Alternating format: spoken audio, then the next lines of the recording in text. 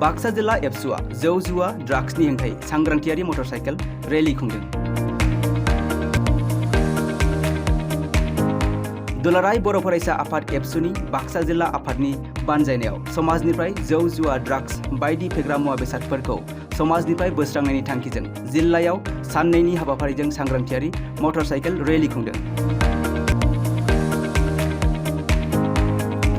मैया जिल्लानि धमधमा हनुमान मन्दिरनिफ्राय जागायजेननाय बे मटरसाइकेल रेलिया मावजि गेन्द्रि इक' टुरिजम ससाइटियाव हर बारहोनानै दिनै फिन सिमला दावदारानिफ्राय जागायजेननाय बे रेलिया मोनाबिलियाव जिल्लानि खारिजा बिजनि आइ लाभ इउ हाथायाव थुंगे फैगोन।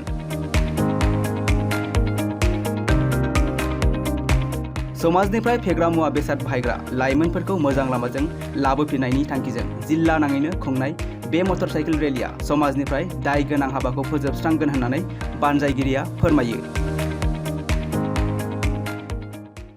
निश्चयকৈ निखिल बर' ছাত্ৰ সন্থা বাক্সা জিলাৰ আমাৰ এটা বাইক ৰেলী কাৰ্যসূচী আছিলে 21 আৰু 22 আগষ্ট আজি দ্বিতীয় দিন।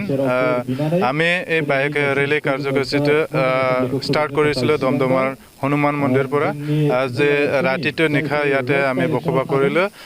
চিকে আঞ্চলিকৰ অন্তৰ্গত মাউজি কেন্দ্ৰত আমি ইয়াত ৰাতিটো পাৰ কৰিলোঁ আৰু আমাৰ এই বাইক ৰেলী যাই যাই কাৰিজাৰ আই লাভ ইউ বাজাৰত শেষ হ'ব।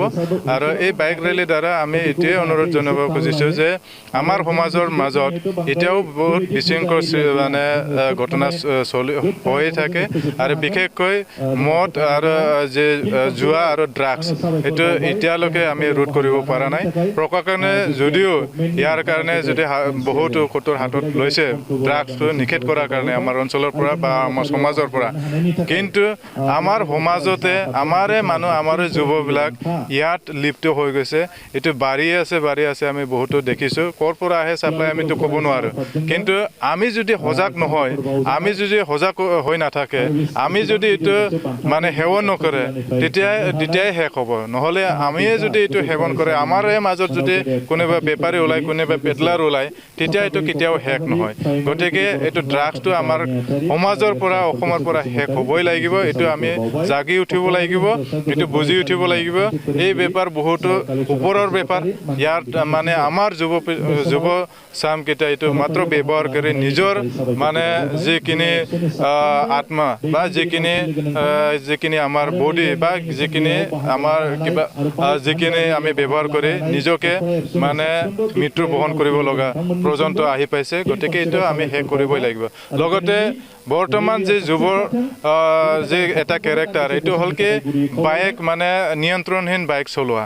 গতিকে নিয়ন্ত্ৰণহীন যদি বাইক চলায় তেতিয়াতো নিজকো হত্যা কৰি লোৱা আৰু আনকো হত্যা কৰা, নিজতে নিজৰ মৃত্যু বহন কৰিবই, লগতে আনকো লৈ যোৱা, এনেকৈ দেখিবলৈ পাইছোঁ। গতিকে যোনে বাইক চলায় অন্ততঃ প্ৰপাৰ মানে ৰুলছ এণ্ড ৰেগুলেশ্যনত যাতে চলায়। হেলমেটটো থাকিবই লাগিব। যিখিনি অভাৰটেক কৰে এইটো যাতে চাই চিন্তি চলায়, মানে অভাৰটেক কৰে। লগতে মানে প্ৰয়োজনতকৈ বেছি কিয়নো স্পীড চলাব লাগে, প্ৰয়োজনতকৈ বেছি এনে স্পীড চলায় আমাৰ যুৱকেইটা। তাৰে কাৰণে বহুতো ৰাস্তাত ঘাট আমাৰ যিখিনি মানুহবোৰ যায় তাতে এক্সিডেণ্ট হৈ যায়, কেতিয়াবা মৃত্যু বহন কৰিব লগাও। এই লক্ষী বাজাৰ মানে দাউতাৰা আৰু এই ভূটান ৰাস্তাতে বেছিভাগ ঘটনাটো চলি আছে। গতিকে এইটো ৰোধ কৰিব লাগিব। গতিকে আমি সকলোৱে দিছোঁ যিখিনি বাইকটো মানে নিয়ন্ত্ৰণহীনকৈ চলায় তেখেতসকলে যাতে এৱাৰ হৈ থাকে। আমি এইটো জাষ্ট এটা এইটো বাইক ৰেলী লৈছে বুলি ইয়াত শেষ নহ'ব। আমি ইয়াৰ কাৰণে কঠোৰ মানে ব্যৱস্থাও লোৱা হ'ব। গতিকে লগতে বৰ্তমান যি চলি আছে অসমত আৰু আমি চবে দেখিব লৈছোঁ মানে নেশ্যনেল চেনেলত যে কেলকাতাৰ বহুত ডাঙৰ এটা ঘটনা, এজন মানে মেডিকেলৰ ছাত্ৰীক মানে ৰেপ কৰি হত্যা কৰা মানে এটা ঘটনা হ'ল।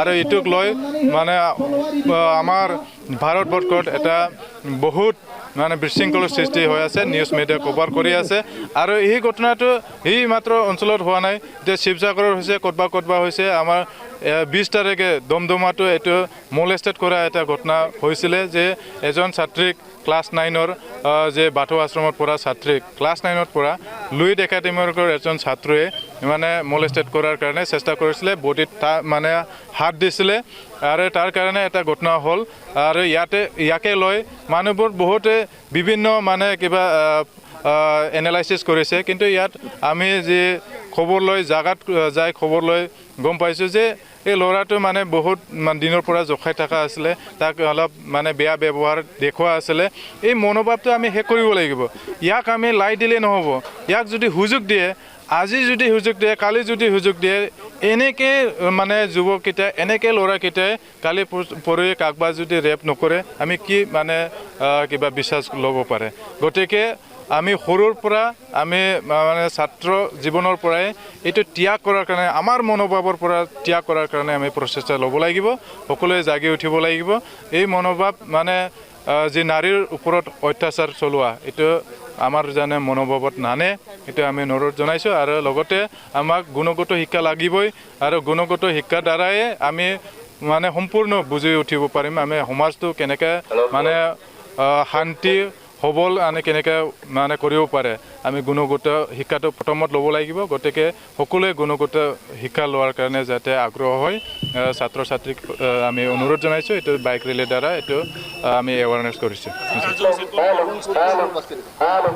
আজিৰ কাৰ্যসূচীত আমাৰ পুৱাৰ কাৰ্যসূচীত ককলাবাৰী চাপাগুৰিৰ MCLA তেখেতে মণ্টু বড়ো ইয়াত উপস্থিত হৈছিলে আৰু ককলাবাৰী চাপাগুৰিৰ যে বড়ো সাহিত্য সভাৰ সাধাৰণ সম্পাদক খৰ্গে বসুমতাৰী তেখেতসকলে আছিলে আৰু স্থানীয় যিখিনি আমাৰ শিক্ষক আৰু মানে স্থানীয় যে ইণ্টেলেক্সুৱেল তেখেতসকলে আছিলে আৰু আমাৰ ইয়াত 25টা আঞ্চলিকৰ পৰা অংশগ্ৰহণ কৰিছে সকলো যে আমাৰ যিখিনি ভলেণ্টিয়াৰ্ছ তেখেতসকলে বাইক চলাব আৰু ইয়াক সজাগ কৰাৰ কাৰণে এটা চেষ্টা কৰিব